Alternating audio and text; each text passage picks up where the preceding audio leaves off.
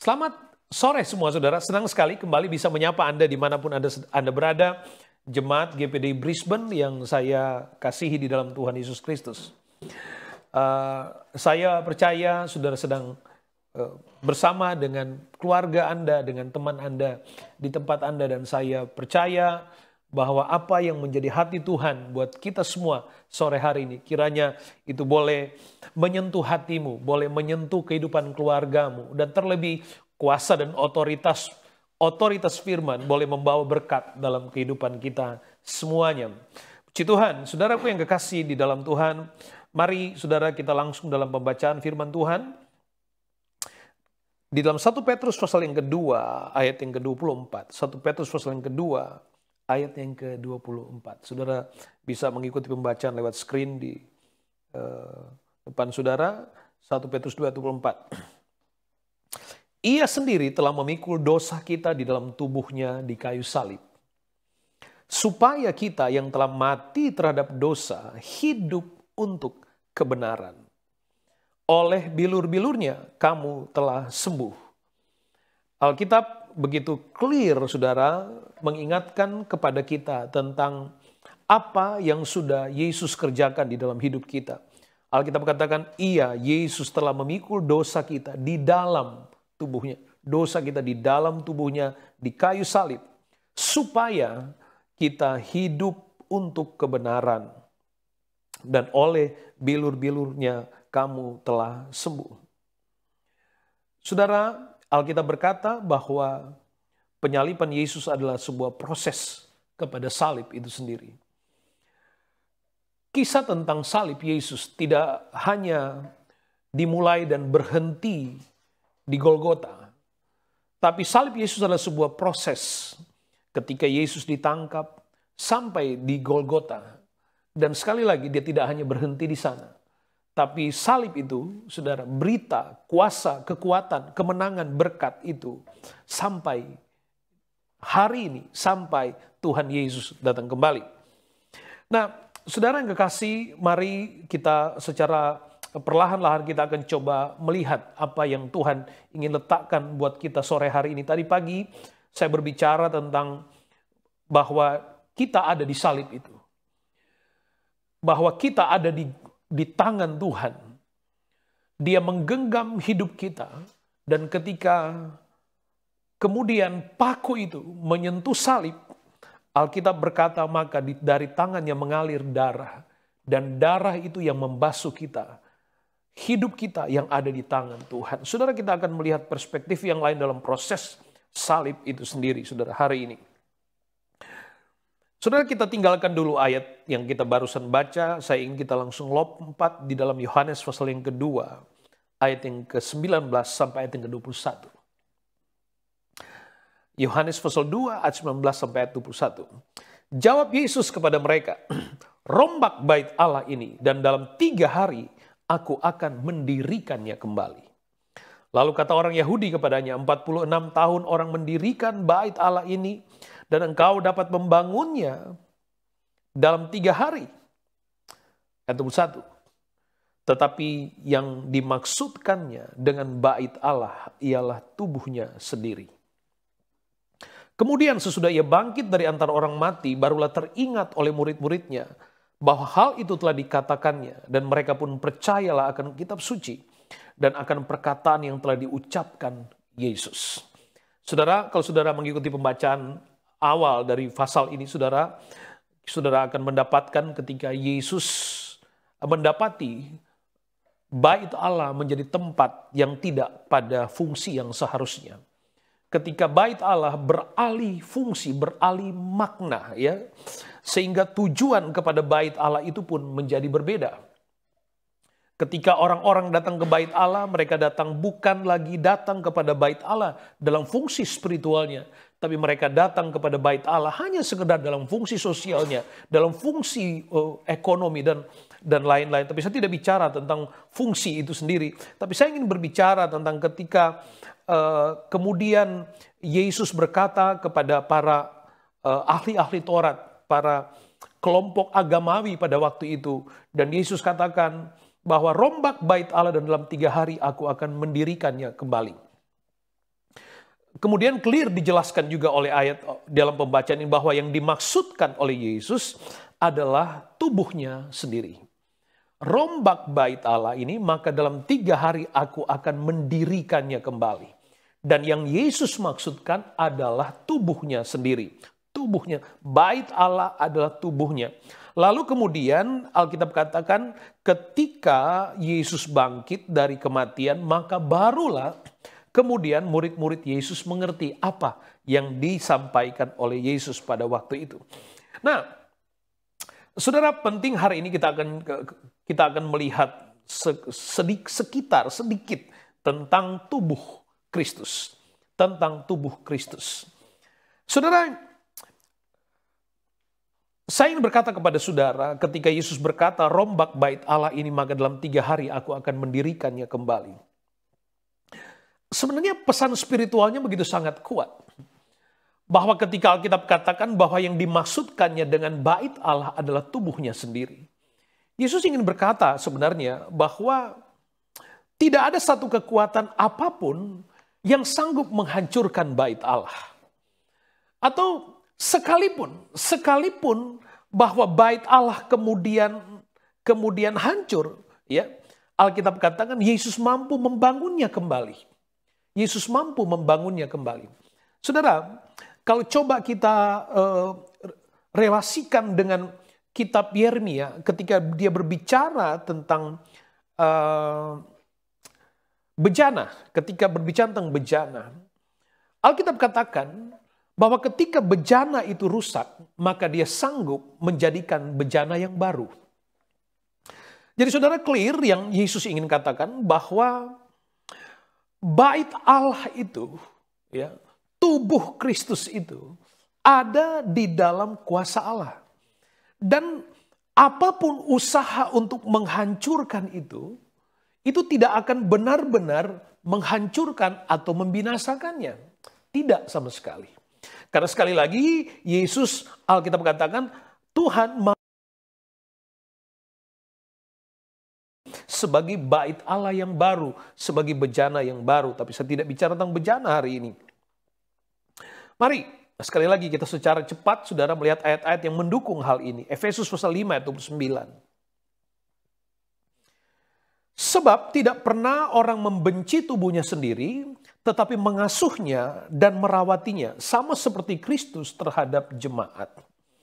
Sekarang kita mulai mengerti ketika Yesus berkata yang dimaksudkannya adalah tubuhnya sendiri, bait Allah itu adalah tubuhnya sendiri, maka saudaraku yang kekasih, ketika juga Yesus berkata, rombak aku akan mampu mendirikannya kembali, maka Efesus pasal 5 atau lebih spesifik, ya, ketika Yesus berbicara apa itu tubuh Kristus.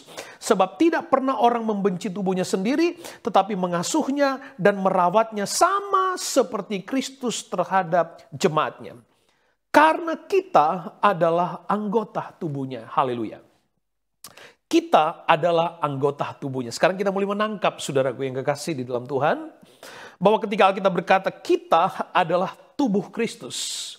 Bahwa yang dimaksudkan oleh Yesus ketika dia berbicara tentang aku akan mendirikannya kembali, bait Allah yang baru, maka sesungguhnya Yesus sedang berbicara tentang saya. Yesus sedang berbicara tentang saudara. Yesus sedang bicara tentang kita semua. Yesus sedang bicara, saya katakan tadi, tidak ada yang dapat menghancurkan, tidak ada yang dapat benar-benar memusnahkan. Karena sekali lagi, Yesus berkata, aku akan sanggup mendirikannya kembali lebih cepat daripada bagaimana engkau membangunnya.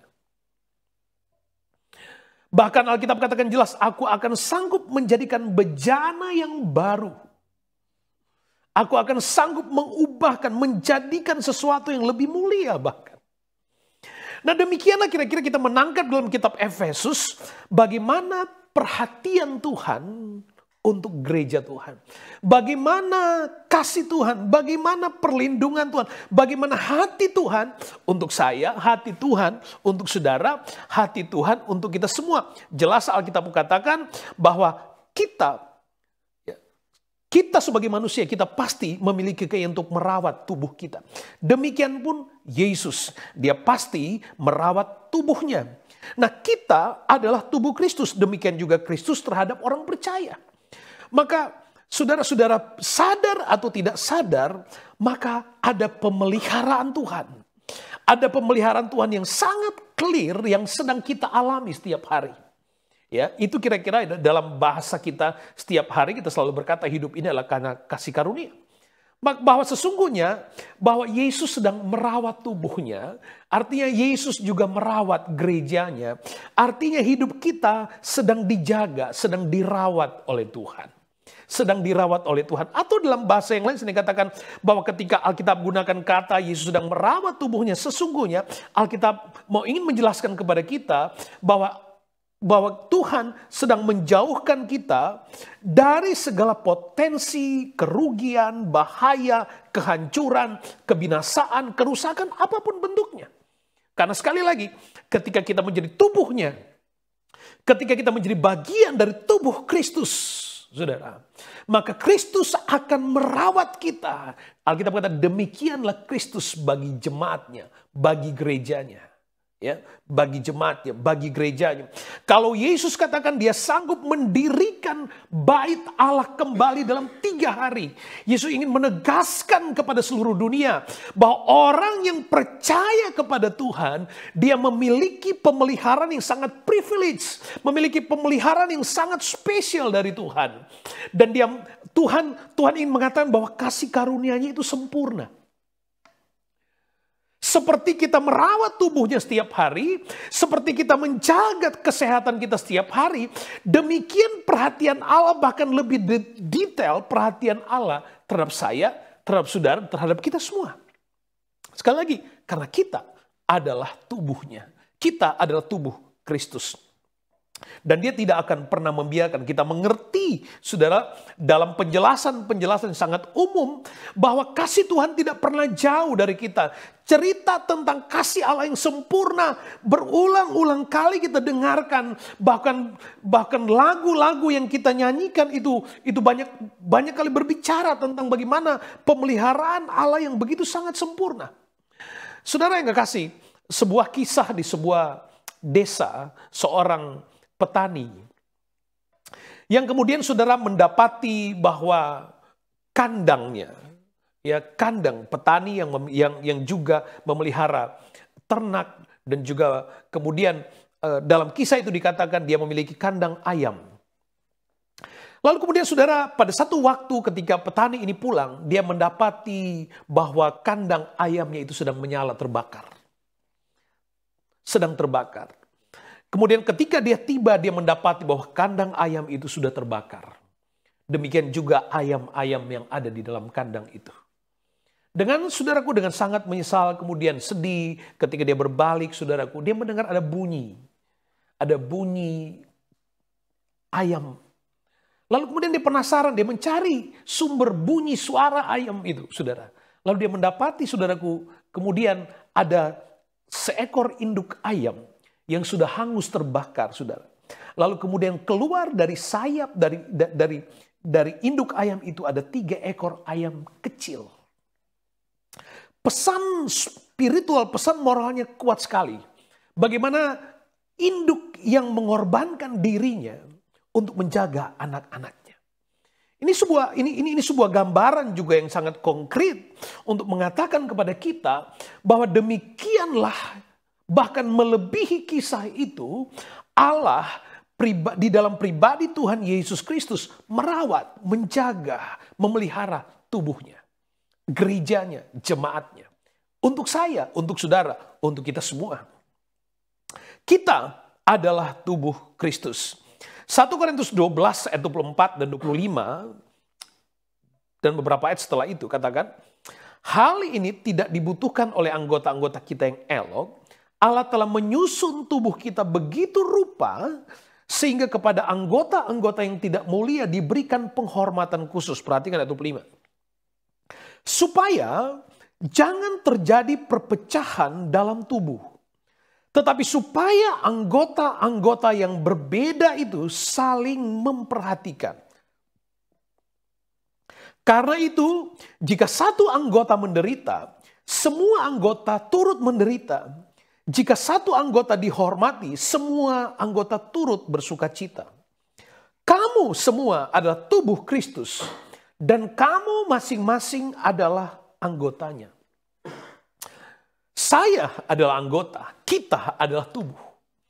Dan Alkitab katakan, saudara, Alkitab katakan jelas sekali, supaya jangan terjadi perpecahan di dalam tubuh. Tetapi supaya anggota-anggota yang berbeda itu saling memperhatikan. Kira-kira poin sederhananya adalah kita bertanggung jawab untuk merawat tubuh Kristus. Kita bertanggung jawab, saudara, untuk menjaga tubuh Kristus. Perbedaan kita adalah fungsi.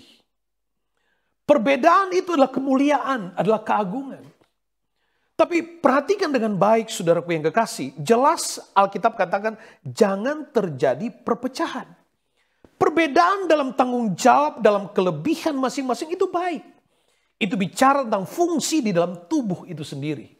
Tetapi perpecahan itu berbeda dengan perbedaan. Perpecahan itu sama sekali berbeda dengan tujuan Tuhan. Berbeda dengan tujuan Tuhan. Ketika bait Allah yang beralih fungsi saja, Yesus marah. Bahkan Alkitab ceritakan, ia membongkar semua jualan-jualan di situ. Dia marah di situ. Yesus katakan, bongkar bait Allah, aku akan sanggup mendirikannya kembali. Yesus ingin mengatakan bahwa bagi Yesus, di mata Yesus, bait Allah yang adalah tubuhnya, yang adalah kita, gereja, jemaat Tuhan, mendapat perhatian yang sangat penting bagi Tuhan. Dan Yesus ingin berkata, Alkitab ingin menekankan kepada kita bahwa hal-hal yang tidak produktif dalam tubuh Kristus itu sama sekali bertentangan dengan tujuan Tuhan. Sekali lagi, perbedaan itu berbeda dengan perpecahan. Perbedaan adalah berbicara tentang tanggung jawab. Perbedaan bicara tentang bagianmu, kerjakan bagianmu. Bagianku, kerjakan bagian. Kita bertanggung jawab kepada Tuhan. Karena kita punya fungsi yang berbeda dalam tubuh itu. Sekali lagi, pesan pentingnya, Allah menjaga tubuh kita. Allah menjaga gereja. Allah menjaga tubuhnya, gerejanya, bait Allah. Dia merawatnya. Ya, di dalam fungsi kita masing-masing, dia menjaga dan merawatnya. Dan sekali lagi, dia tidak mau, jangan sampai di dalam tubuh itu ada perpecahan. Saudara yang kekasih, ketika kita berbicara perpecahan, itu tidak hanya bicara tentang ketika hancurnya sebuah persekutuan, tidak. Perpecahan itu bicara tentang luka. Ya, perpecahan bicara tentang luka, saudara. Nah, apapun yang secuil dan sekecil apapun luka itu, saudaraku, itu akan menggores tubuh yang sebenarnya. Menggores tubuh yang sebenarnya.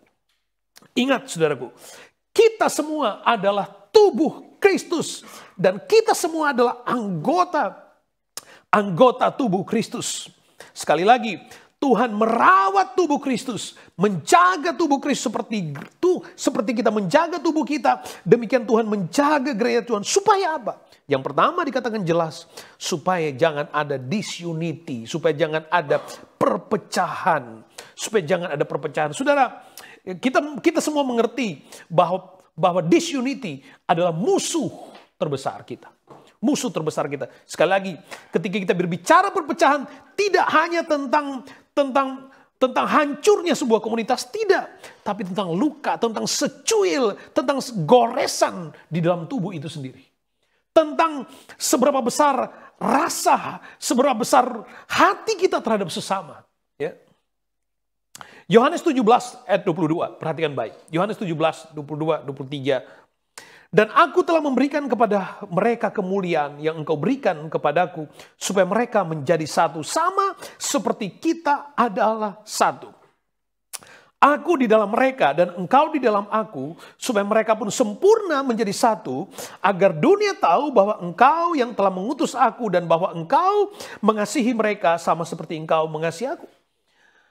Kualitas unity yang dikehendaki oleh Allah adalah kualitas dalam kesatuan keilahian. Sama seperti aku dan Bapa. Sama seperti aku dan Bapa. Ketika Yesus bicara aku dan Bapa, itu bicara tentang relationship yang yang erat, yang menyatu sama sekali, saudara. Ya, yang menyatu, satu pribadi, saudara. Ya, satu kesatuan, satu hati, saudara. Dan Alkitab katakan Yesus berdoa supaya mereka menjadi satu. Sekali lagi, saudaraku, Yesus merawat tubuhnya supaya tidak ada perpecahan. Yesus merawat tubuhnya supaya kesatuan ini sempurna, Alkitab katakan. Supaya kesatuan ini sempurna. Saudara perhatikan, kesatuan itu tidak hanya bicara tentang saya dan orang lain. Kesatuan itu bicara tentang saya dan diri saya sendiri. Alkitab berbicara tentang roh penurut tapi daging lemah. Kesatuan bicara juga tentang diri kita sendiri. Berapa banyak kehidupan beriman kita kepada Tuhan, saudaraku, yang gagal di tengah jalan. Kenapa? Karena kita nggak unity dengan diri kita sendiri. Antara kehidupan spiritual kita dan emosi kedagingan kita itu memiliki selera yang sama sekali bertolak belakang. Kita tidak mampu menundukkan emosi kedagingan kita kepada kemanusiaan Kristus, kepada manusia rohani kita. Demikian juga saudaraku, di sini itu juga bicara tentang kesatuan, tentang persahabatan, tentang keluarga, ya, tentang keluarga. Nah, saudara, Alkitab katakan Yesus berdoa supaya mereka menjadi satu dengan kualitas sempurna. Sempurna menjadi keluarga dalam tujuan Tuhan. Menjaga hubungan yang manis dalam tujuan Tuhan. Sekali lagi, ketika bicara tentang kesatuan, saudara, itu tidak bicara tentang hal-hal.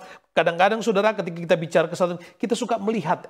Kita mulai melihat historinya. Kita mulai melihat kenapa harus bicara tentang persatuan. Bukan, saudara.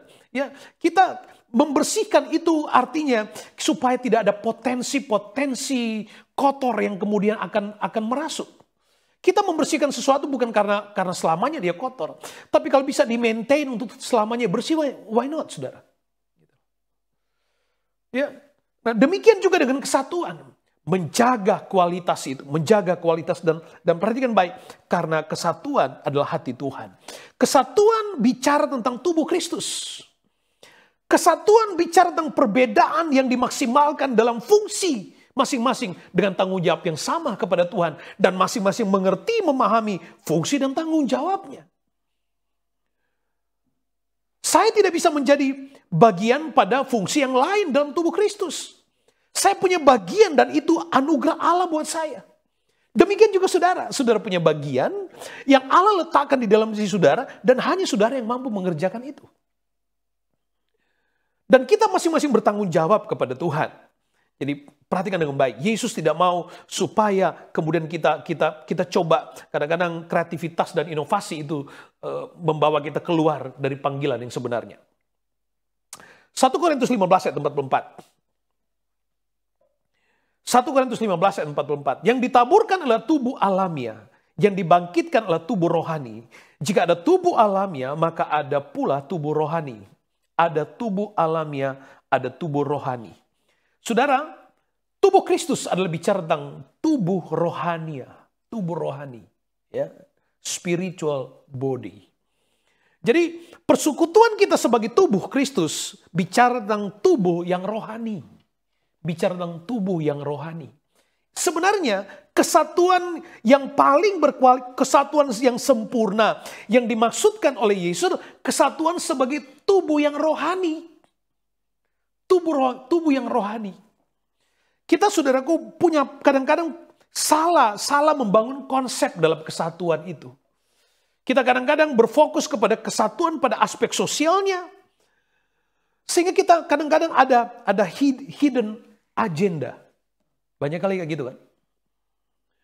Tapi kesatuan yang dimaksud oleh kesatuan dalam tubuh rohani. Sebab ketika kesatuan tubuh rohani terjaga secara bermartabat, maka hal-hal yang lain itu akan terjaga dengan sendirinya. Akan terjaga dengan sendirinya. Makanya Alkitab katakan, mengucap syukurlah dalam segala hal. Ucapkanlah syukur dalam segala hal. Kalau kita belajar mengucap syukur dan berdoa senantiasa, itu rumusnya jelas ketika kita membawa semua persoalan di tema kehidupan kita.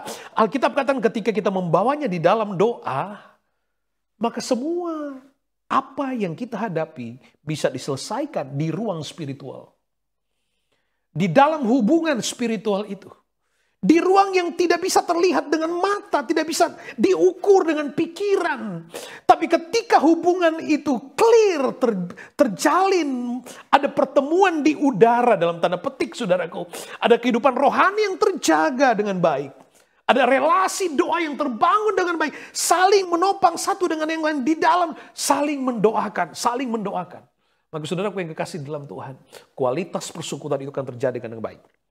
Nah, kita, hubungan saya dengan saudara, bukan dalam hubungan emosional semata. Bukan dalam hubungan aspek sosial semata. Bukan dalam hubungan sebagai satu komunitas semata. Tapi kita terikat dalam satu hubungan tubuh Kristus, dalam hubungan manusia rohani. Manusia rohani. Dan kita bertanggung jawab untuk menjaganya. Nah, saudara yang kekasih, saya ingin kita seperti ibadah tadi pagi, saya ingin melihat, membawa kita pada ruang spiritual tentang makna di dalam salib itu. Saya juga ingin sedikit kita melihat hal ini. Ya, Yesaya pasal 53 ayat yang keempat, ayat 5 sampai ayat yang ke-7. Perhatikan saudara, Yesaya 53. Tetapi sesungguhnya penyakit kita yang ditanggungnya dan kesengsaraan kita yang dipikulnya. Padahal kita mengira ia kena tulah, dipukul dan ditindas Allah. Tetapi dia tertikam oleh karena pemberontakan kita. Dia diremukkan oleh karena kejahatan kita. Ganjaran yang mendatangkan keselamatan bagi kita ditimpahkan kepadanya. Dan oleh bilur-bilurnya kita menjadi sembuh. Kita sekalian sesat seperti domba. Masing-masing kita mengambil jalannya sendiri. Tetapi Tuhan telah menimpakan kepadanya kejahatan kita sekalian. Dia dianiaya, tetapi dia membiarkan diri ditindas dan tidak membuka mulutnya. Seperti anak domba yang dibawa ke pembantaian. Seperti induk domba yang keluh di depan orang-orang yang menggunting bulunya. Ia tidak membuka mulutnya. Perhatikan baik. Bagaimana Yesus menjaga, memelihara tubuhnya. Bagaimana Yesus menjaga gerejanya, menjaga umatnya. Bagaimana Yesus ingin memperkuat satu hubungan spiritual sebagai tubuh Kristus. Perhatikan dengan baik. Saudara, itu tidak berhenti kepada pesan ketika dia masih hidup di dunia. Tidak berhenti di situ. Tapi Yesus memperjuangkan kesatuan itu, memperjuangkan tubuh Kristus itu, bahkan sampai Alkitab tadi pagi saya katakan, sampai mati di kayu salib dalam ketaatan. Tujuan ketaatan Yesus adalah salib itu sendiri. Dan tujuan ketaatan di salib Kristus itu sendiri, tujuannya apa saudara? Untuk maintain, menjaga, memelihara tubuh Kristus itu sendiri, saudara. Tubuh, sekali lagi saudara, salib bukan hanya tentang satu pribadi yang kemudian telah menebus dosa, tapi salib ada kita di sana, ada kita di tangannya, ada kita di dalam dirinya. Alkitab kata ia memikul dosa kita di dalam tubuhnya, di kayu salib, di dalam tubuhnya, di kayu salib. Dan Alkitab katakan penyakit kita yang ditanggungnya, kesengsaraan kita yang dipikulnya, ia tertikam oleh pemberontakan kita. Ganjaran yang mendatangkan keselamatan ditimpahkan kepadanya. Ia seperti domba keluh dibawa ke pembantaian. Perhatikan baik. Tadi pagi saya jelaskan bahwa penyaliban atau peristiwa salib Yesus adalah usaha untuk menghancurkan tujuan Tuhan. Penyaliban adalah usaha untuk menghentikan, untuk membendung pengaruh, agar supaya kita pun sampai hari ini, kalau boleh, tidak menyembah Tuhan. Penyaliban adalah usaha untuk menghentikan perjalanan iman percaya. Penyaliban adalah untuk menghentikan tangan Tuhan melindungi anak-anak Tuhan. Demikian juga saudaraku yang kekasih di dalam Tuhan. Dalam proses penyaliban Yesus kita akan lihat itu. Ketika tubuh alamiah Yesus mengalami penderitaan yang sangat dalam, sangat luar biasa. Alkitab jelaskan begini, Matius 26 ayat 67. Lalu mereka meludahi mukanya dan meninjunya. orang-orang lain memukuli dia. Markus 15 ayat 15. Dan oleh karena Pilatus ingin memuaskan hati orang banyak itu, ia membebaskan Barabas bagi mereka. Tetapi Yesus disesahnya, lalu diserahkannya untuk disalibkan. Sudah, saya berhenti di sini. Perhatikan baik. Yesus berkata kepada para tokoh agama, rombak bait Allah, dalam 3 hari aku akan mendirikannya kembali. Maka yang dimaksudkan dengan bait Allah adalah dirinya sendiri. Lalu Alkitab katakan di sini, hidup kita adalah bait Allah, adalah tubuh Kristus. Kita adalah tubuh Kristus. Perjuangan Yesus untuk memelihara, untuk menjaga kita tetap menjadi tubuh Kristus pun sampai di kayu salib. Sekali lagi saya katakan, itu bukan hanya sekedar pesan-pesan terakhir. Tapi itu perjuangan sampai pada titik pengorbanan yang sempurna di kayu salib. Dan Alkitab ceritakan begini. Ia dipukul. Alkitab ceritakan ia disesah. Kita mengerti ketika Yesus disesah artinya dia dicambuk. Hukuman salib adalah hukuman terberat bagi seorang kriminal. Dan setiap orang yang mendapatkan hukuman salib, dia harus melalui proses ini. Sebelum dia disalib, dia harus dicambuk. Dia harus dicambuk. Lalu kemudian disalibkan. Dan saudara, faktanya tidak semua kriminal yang dijatuhi hukuman mati salib itu sampai disalib. Ada yang mati ketika masih dalam hukuman cambuk. Ada yang mati ketika dia masih sedang dicambuk. Nah, perhatikan baik saudaraku, Alkitab ceritakan Yesus dalam kemanusiaannya, dia melalui proses itu ketika kita semua mengerti bagaimana Yesus dipukul, dicambuk. Di ruang spiritual ini ingin saya jelaskan kepada saudara, bahwa sesungguhnya kitalah yang sedang dicambuk. Karena kita adalah tubuh Kristus. Dan karena kitalah ia merelakan dirinya. Perhatikan, induk ayam membiarkan dirinya tadi. Hangus terbakar untuk melindungi anak-anaknya. Demikian Yesus menjalani proses hukuman itu. Dia dicambuk, tubuhnya dicambuk. Dan saudaraku, proses pencambukan bagi Yesus, saudara, ada 2 bentuk hukuman cambuk, cara mencambuk saudara, dan metode itu pun berbeda. Ya, hukuman cambuk bagi orang Romawi hanya seperti sebuah stik atau ranting. Kemudian orang itu akan dicambuk 39 kali. Sedangkan bagi orang di luar Romawi, maka cambuk itu adalah sebuah stik, kemudian ada beberapa tali ya yang terbuat dari kulit, dan di ujung cambuk itu ada besi atau tulang domba yang tajam yang diikatkan di ujung cemeti itu. Dan itulah yang dipukulkan di tubuh para orang yang mendapat hukuman, termasuk Yesus. Paulus pernah mengalami hukum cambuk 39 kali. Dan dia tidak melebihi Yesus, dikatakan dia tidak melebihi Yesus. Artinya Yesus mengalami hukuman cambuk melebihi apa yang dialami oleh Paulus. Saudara yang kekasih dalam Tuhan, tubuhnya, saya katakan tubuhnya rusak karena cambukan itu. Tubuh fisiknya, saudara pernah nonton film The Passion of the Christ. Saudara lihat bagaimana proses pencambukan itu.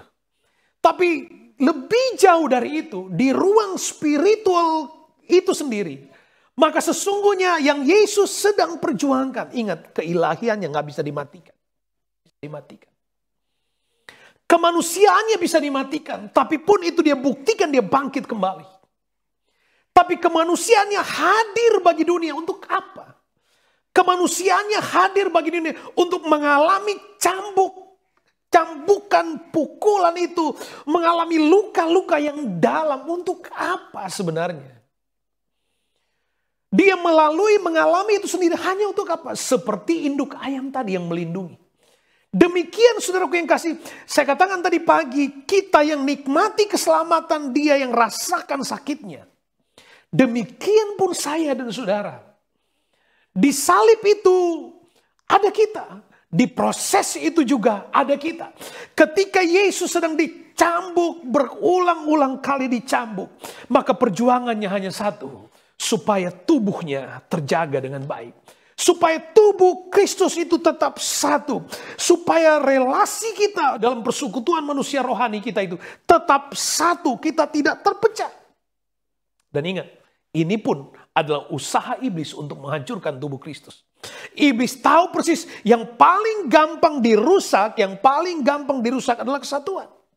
Yang paling mudah, yang paling gampang dirusak adalah kesatuan. Sebab ketika kesatuan, unity itu rusak, maka yang lain-lainnya pasti hancur. Ketika unity dalam satu keluarga itu hancur, maka yang lain-lainnya hancur. Anak jadi korban, bisnis jadi hancur, dan lain-lain turunannya. Maka itulah saudaraku yang kekasih, usaha iblis untuk menghancurkan tubuh Kristus. Dengan saudaraku jelas, dia dicambuk dalam ruang spiritualnya, dicambuk untuk apa? Supaya tubuh Kristus itu hancur. Supaya tubuh Kristus itu hancur. Terpisah-pisah, kehilangan unitas. Kehilangan persekutuan. Sebisa mungkin kalau boleh Yesus mati ketika dicambuk. Tapi Yesus menjalani itu sampai di kayu salib dalam ketaatan.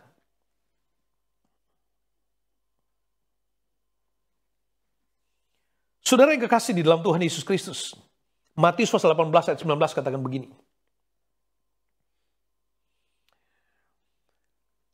Dan lagi aku berkata kepadamu, jika dua orang daripadamu di dunia ini sepakat meminta apapun juga, permintaan mereka itu akan dikabulkan oleh Bapakku yang di sorga.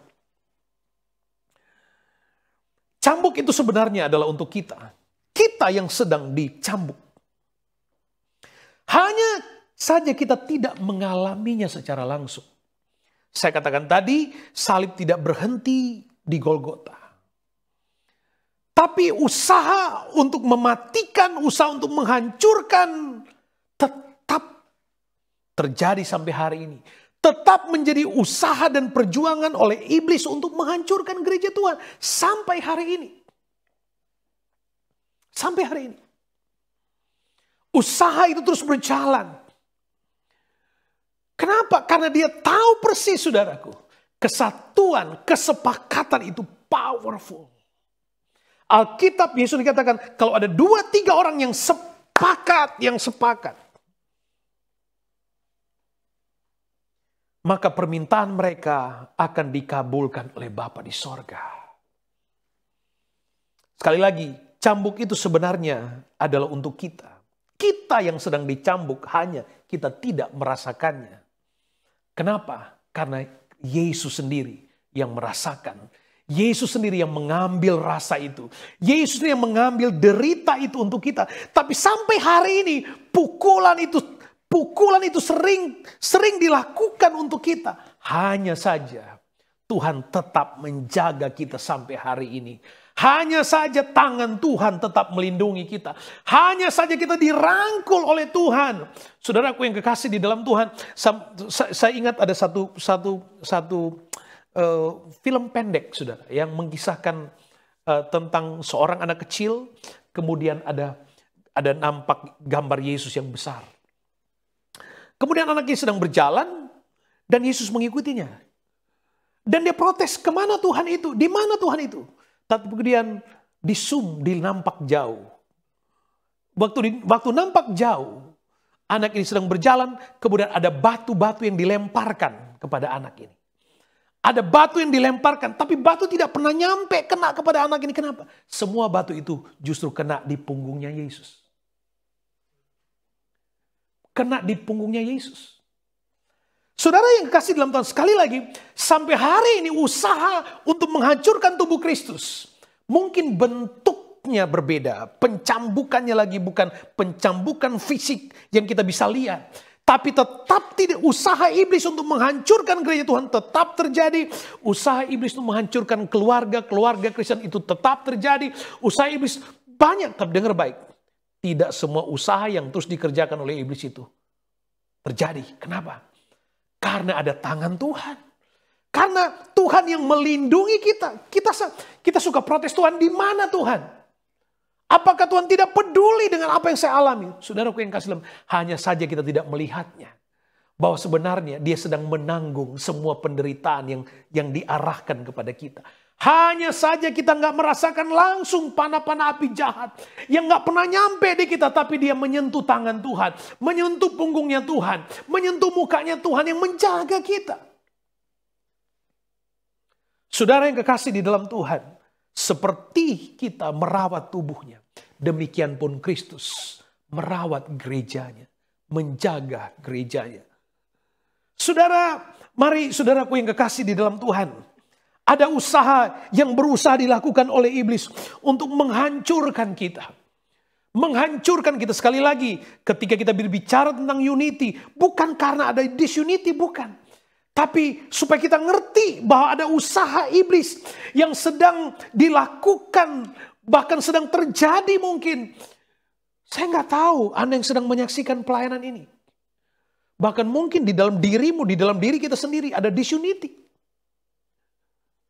Antara kehidupan rohani dan kedagingan. Saya selalu berkata ada orang Kristen yang rohaninya minta ampun kalau hari Minggu. Tapi Senin sampai Sabtu kehidupannya nggak tahu di mana. Tuhannya nggak ada di mana. Itu gambaran pribadi-pribadi yang tidak unity dalam kehidupan ruang rohaninya sebenarnya. Ini pentingnya. Yesus mau menekankan kepada kita, dia sanggup mendirikan kembali menjadi bait Allah. Menjadi rumah rohani, menjadi manusia yang baru. Saudaraku yang kasih dalam Tuhan. Makanya tidak ada kata terlambat ketika kita datang kepada Tuhan. Bukan tentang seberapa rusaknya diri ini, bukan. Tapi tentang kita mau percaya kepada Tuhan atau tidak. Maka ketika kita percaya kepada Tuhan, dia sanggup mendirikannya kembali lebih cepat dari apa yang kita bayangkan. Melampaui dari apa yang kita inginkan. Kenapa? Ada pemeliharaan Tuhan. Pada salib Tuhan, pada perjalanan salib itu, sekali lagi saudaraku yang kasih, perjalanan salib itu masih relevan dengan konteks perjalanan iman kita. Dan selamanya relevan. Dia bicara tentang kemenangan. Tapi dalam proses itu dia bicara tentang perlindungan Tuhan. Bicara tentang, saudaraku sekali lagi, ketika setiap kali cambuk itu, sayatan itu, saudaraku, mengenai tubuhnya. Rasa itu bukan kena di kita. Rasa itu ada di dalam diri. Atau saya juga ingin katakan begini kepada saudara. Perjuangan Yesus adalah tentang unity. Sehingga ketika sadar atau tidak sadar ada usaha atau rasa di dalam diri kita yang berusaha menghadirkan disunity. Maka sebenarnya yang sakit bukan kita. Maka sebenarnya itu seperti cambuk yang sedang melukai tubuh Kristus. Anda sedang memberikan rasa kepada pribadi Yesus yang menjaga kesatuan itu sendiri. Makanya saudaraku yang kasih, kita dilarang untuk saling menyakiti satu dengan yang lain. Benar betul saudara? Kita dilarang untuk saling menyakiti dalam bentuk apapun juga. Kita dilarang untuk saling menyinggung satu dengan yang lain. Alkitab tidak mengizinkan kita sama sekali untuk bahkan memberikan aroma disunity itu sendiri. Enggak boleh. Karena bahkan sekalipun hanya sebuah aroma disunity, tapi itu seperti cambuk yang sedang melukai tubuh Kristus, yang rasanya bukan di kita, tapi rasanya pada pribadi Yesus. Pada pribadi Yesus. Saudara yang kekasih di dalam Tuhan Yesus Kristus, saya percaya Yesus bisa merasakan itu semua. Dan Yesus mengambil rasa itu. Untuk apa? Hanya untuk maintain supaya tubuhnya terjaga. Tubuhnya terjaga. Jemaat Tuhan, Yesus katakan supaya mereka menjadi satu. Sama seperti aku dan Bapa satu. Tubuh rohani dalam hubungan satu dengan yang lain terjaga seperti Bapa dan Anak satu.